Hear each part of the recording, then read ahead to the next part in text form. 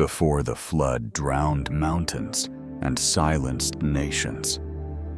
Before a single plank of gopher wood was ever carved, the heavens trembled.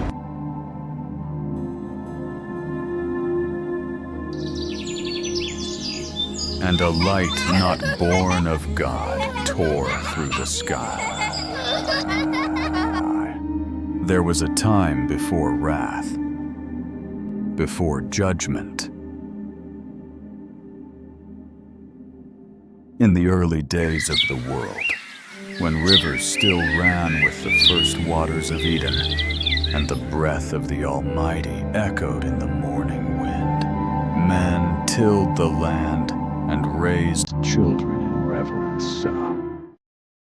But in the heights of heaven, not all remained still. The watchers, appointed by the Most High to observe, not to touch, watched too long. Stationed at the borders between eternity and time, these heavenly sentinels were magnificent, their forms shimmering like gold beneath the sun. They beheld the daughters of men mortal, fragile, yet radiant in form and fire. The seed of temptation was sown, not in haste, but in longing slow, poisonous. Among them was Semyaza, powerful and persuasive. His words were silk and steel. Shall we forever look and never act? Shall we admire beauty from above and never taste its sweetness? His voice stirred something old and dangerous in his brethren. Mount Hermon became the cradle of rebellion. Under a sky laced with stars, 200 of the holy descended and made a pact. They swore by eternal names to abandon heaven. Let none turn back, or all perish, said Semyaza, his voice steady.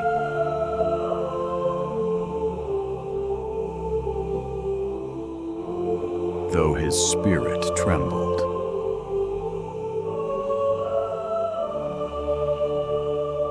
With a final oath, they fell. They did not fall like stones. They descended like fire. Their brilliance split the heavens. The earth, unaware of the cost, welcomed them. To men, they were gods. To themselves, they were pioneers of forbidden glory. Their arrival changed the course of creation. They brought knowledge, not the kind that heals, but the kind that burns. Azazel taught the forging of blades, the art of war. Armaros revealed the secrets of enchantment. Penemu unveiled forbidden books and tongues of power. To women, they gave mirrors, coal for the eyes. The world became wiser.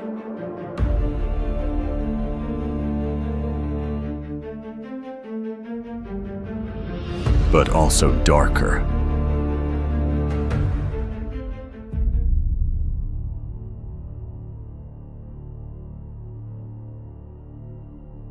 Their arrival changed the course of creation. They brought knowledge, not the kind that heals, but the kind that burns.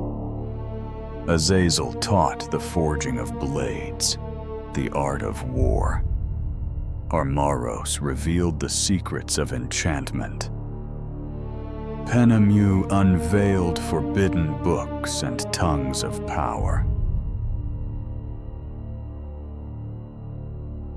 To women, They gave mirrors, coal for the eyes,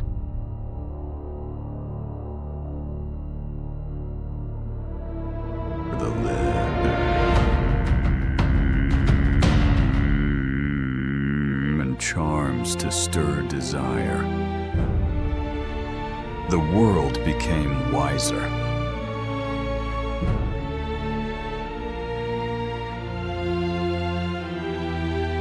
But also darker. In exchange for their gifts, they took wives. And from this unholy union came the Nephilim, giants, titans among mortals.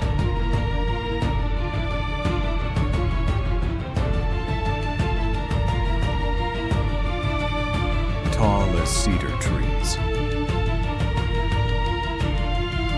voices like thunder, hunger insatiable.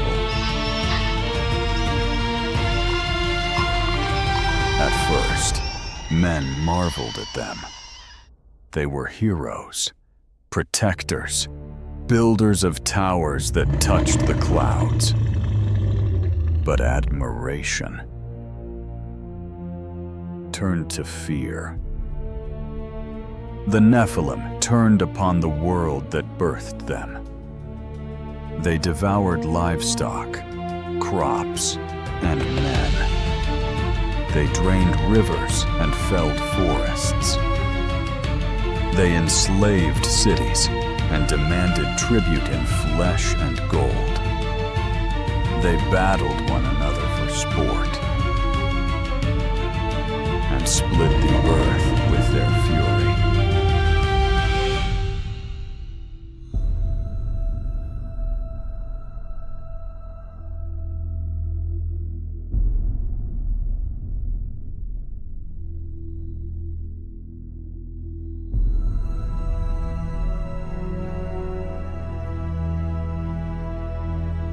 Civilizations rose under the guidance of the fallen, gleaming,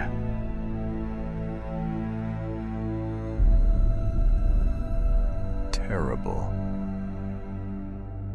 Temples were carved into mountains, idols gilded in blood.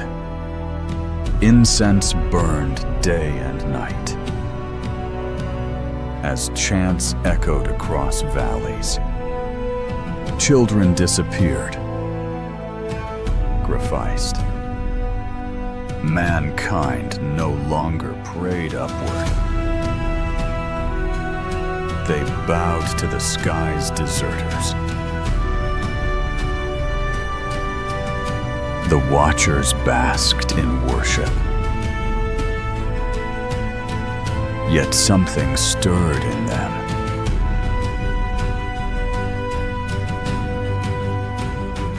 A whisper of the heaven they had lost.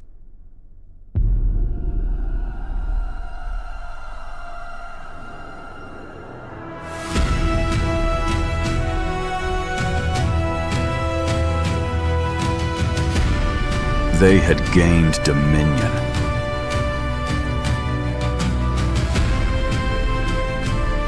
Claimed women.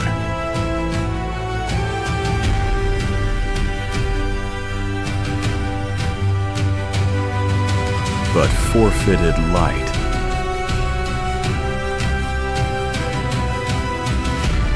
And though they tried to silence it,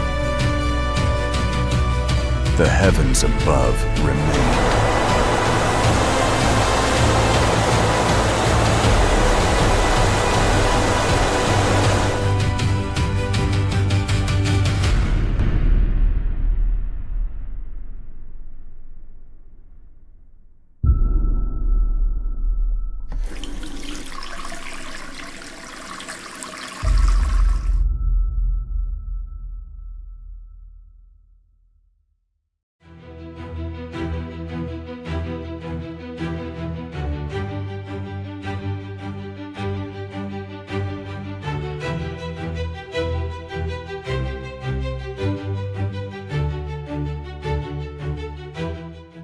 And so it was. The Watchers walked among men. They taught them secrets forbidden by heaven, metals, weapons, enchantments, and dark knowledge. The hearts of men began to hunger for power. Thus, the corruption began, drawn by desire. The Watchers took wives from among the daughters of men, and they bore children, children of great size and might. Their union was an abomination, and the earth trembled beneath their sin.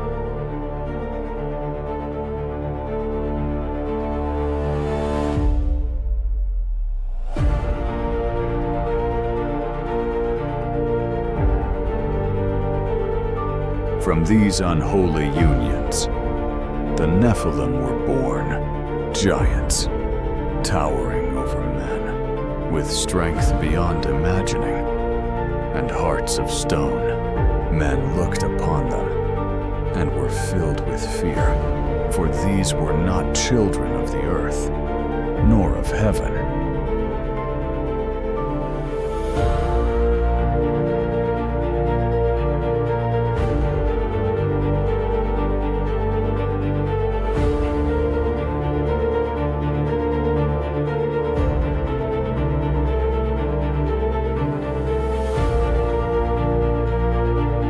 The Nephilim grew, swift and fierce.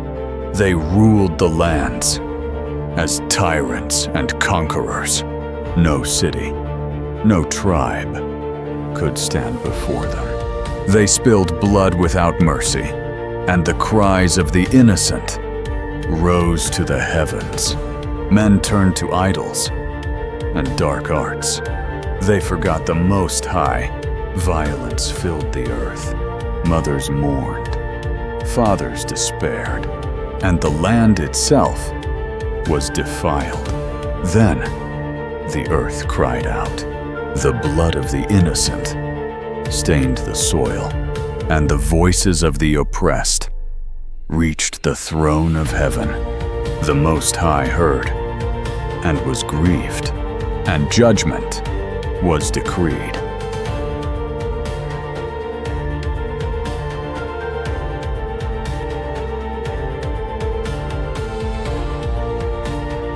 And the earth was cleansed.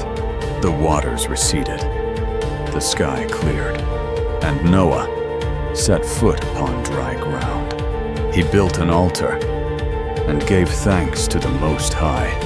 From Noah's sons, the nations would arise, and the earth would be repopulated. A new beginning was granted to mankind.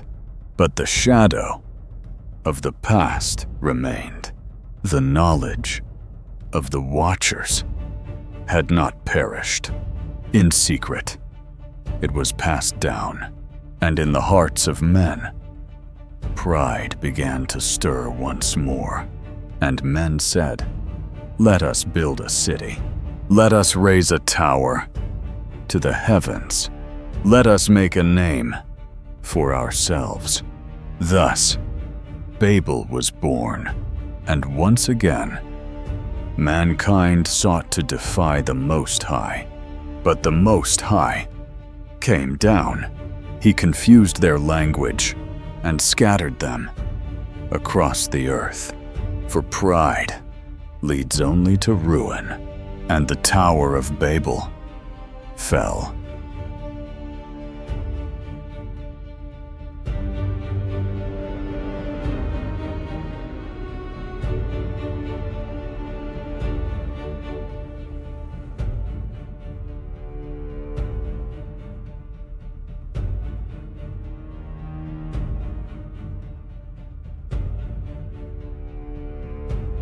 And the prophet Enoch was taken into the heavens. There he beheld visions of things yet to come. The Spirit revealed to him the fate of the earth. And Enoch saw that in the latter days the spirit of the Nephilim would rise again. Their influence would spread among the nations, and mankind would once more turn from the Most High, and a new Babel would be built, not of stone, but of knowledge and power, an age of pride and rebellion, where men would seek to become as gods. The earth would be filled with corruption, the hearts of men consumed by greed and lust, and the ancient paths would be forgotten.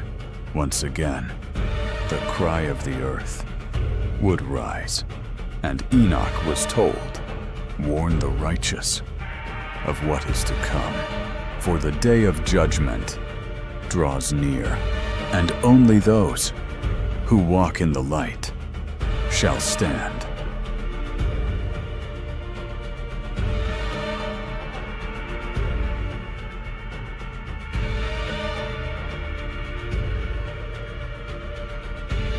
And in the fullness of time, the armies of light shall arise, a final battle between good and evil, between the hosts of heaven and the forces of darkness. And the great city, Babylon, shall fall, her wealth, her power, consumed in a single hour.